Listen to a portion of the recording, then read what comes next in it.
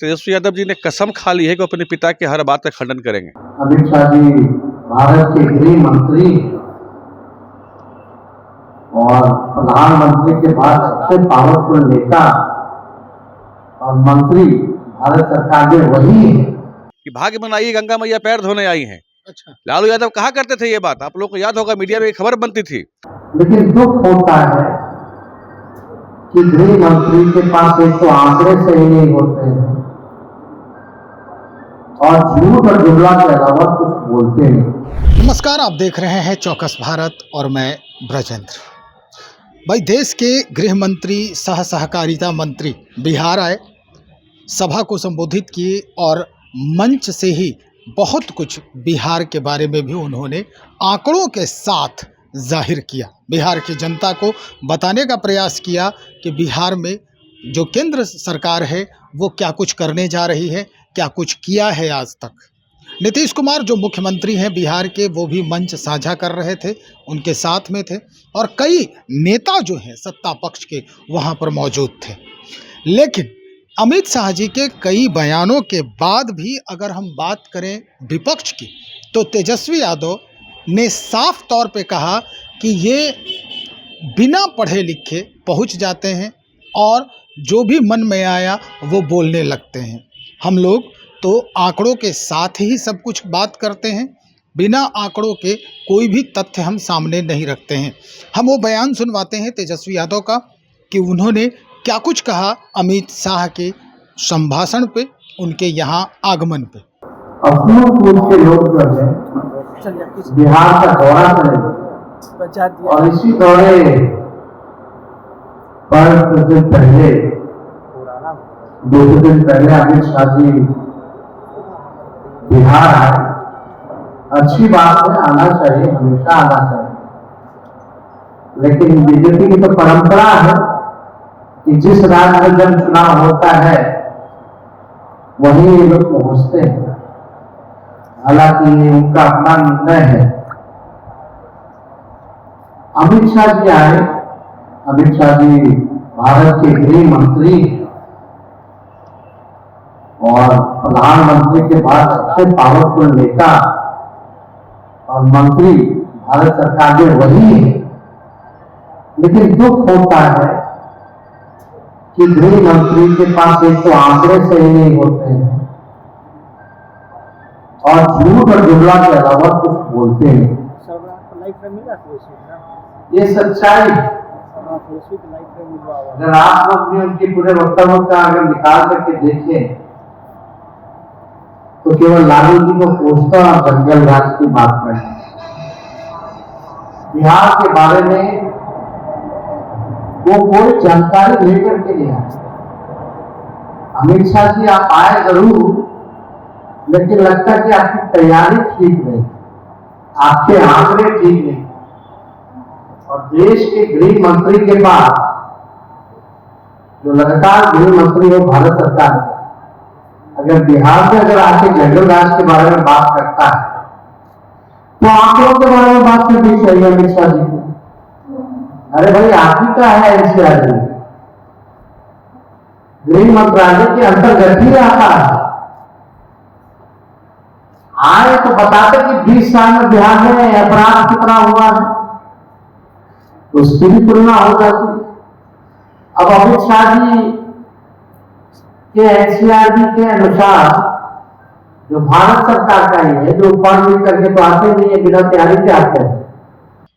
अब हम सीधा भारतीय जनता पार्टी में हैं और भारतीय जनता पार्टी के तो चलिए प्रबुद्ध प्रवक्ता हैं हमारे साथ नीरज कुमार सिंह जी, और इन्हीं से हम आज बात को आगे बढ़ाते हैं। क्या ये सच है कि देश के जो गृह मंत्री हैं वो बिहार आते हैं, उन्हें कोई आंकड़ा मालूम नहीं होता है, कोई तथ्य मालूम नहीं होता है? बता देता हूँ। दरअसल तेजस्वी यादव को हम लोग 9वीं फेल क्यों कहते हैं? वो बात करते हैं एनसीआरबी के डाटा की कि बिहार अपराध में पहले स्थान पर देश में या दूसरे स्थान पर बताते हैं। वो उसी एनसीआरबी के डाटा में एक बात और लिखी है जिसको कि वो नहीं पढ़े होंगे, उन्होंने तो कहीं से सुन लिया होगा और बोल दिया। एनसीआरबी के डाटा में है कि प्रति लाख अपराध के मामले में बिहार पूरे देश में 23वें स्थान पर है, उसी डाटा में है। लेकिन इस बात को वो नहीं बोलते हैं। अरे यहाँ की जनसंख्या बहुत बड़ी है। और दूसरा क्या था कि लालू यादव की जंगल राज में FIR दर्ज होते ही नहीं थे, तो आंकड़े आएंगे कहाँ से? अब FIR दर्ज होते हैं, पुलिस कार्रवाई होती है 24 घंटे के अंदर, कहीं कहीं तो घंटे 2 घंटे के अंदर पुलिस कार्रवाई होती है। तो ये उनको दिखाई नहीं देता, सिर्फ भ्रम की राजनीति करना, अफवाह फैलाना, यही काम उनका बचा है। तो अपराधों का फहरिस्त तो हमेशा वो साझा करते रहते हैं बिहार की जनता से। नहीं, उनकी जो फहरिस्त रहती है, जो ट्वीट वो करते हैं, हम लोगों ने कई बार उजागर किया है कि वो झूठा ट्वीट रहता है। एक ही अपराध को वो 3-3, 4-4 बार 4 तरह से लिखते हैं। आपराधिक घटनाएं 4 होती है, उसको वो 16 बना के लिखते हैं। बिल्कुल उनके क्या कहें, DNA में झूठ है। ये परिवार सिर्फ और सिर्फ बिहार को लूटने का काम कर सकता है। इसके अलावा बिहार के विषय में सोचने का इनको फुर्सत नहीं है। सिर्फ और सिर्फ अपने परिवार के विषय में सोचते रहते हैं, उससे आगे नहीं निकलते हैं। और तभी जनता ने उनको सत्ता से बाहर रखा है। अभी बिहार में उपचुनाव भी हुए, जनता ने अपना राजनीतिक मिजाज बता दिया बिहार के पब्लिक ने कि क्या उनका मन मिजाज है। पूरी तरह से NDA के साथ है। वो चिल्लाते रहें, बिलबिलाते रहें, कोई फर्क नहीं पड़ता। लेकिन एक बात और उन्होंने कहा है, बिहार की जनता से भी साझा किया है कि बाढ़ के बारे में हमेशा जो है ये लोग गाल बजाते नजर आते हैं, लेकिन पिछले 20 वर्षों से सत्ता पर काबिज हैं। हमारा तो कुछ ही महीना रहा था सत्ता में, हम साझा किए थे, लेकिन पिछले 20 वर्षों से ये क्या कर रहे हैं? बाढ़ के लिए पैसा आता है, वो कहाँ जाता है? हर साल दरअसल मुझे लगता है कि तेजस्वी यादव जी ने कसम खा ली है कि अपने पिता के हर बात का खंडन करेंगे। उनके पिता क्या कहा करते थे बाढ़ आने पर साहब बिहार में, कि भाग्य बनाइए गंगा मैया पैर धोने आई हैं। अच्छा, लालू यादव कहा करते थे ये बात, आप लोगों को याद होगा, मीडिया में एक खबर बनती थी। और आज केंद्र सरकार के सहयोग से बिहार सरकार बाढ़ के अस्थायी निराकरण के लिए 41,000 करोड़ रुपये आ चुका है और ये अस्थायी काम हो रहा है। अंतर्राष्ट्रीय स्तर पर नेपाल से भी वार्ता चल रही है।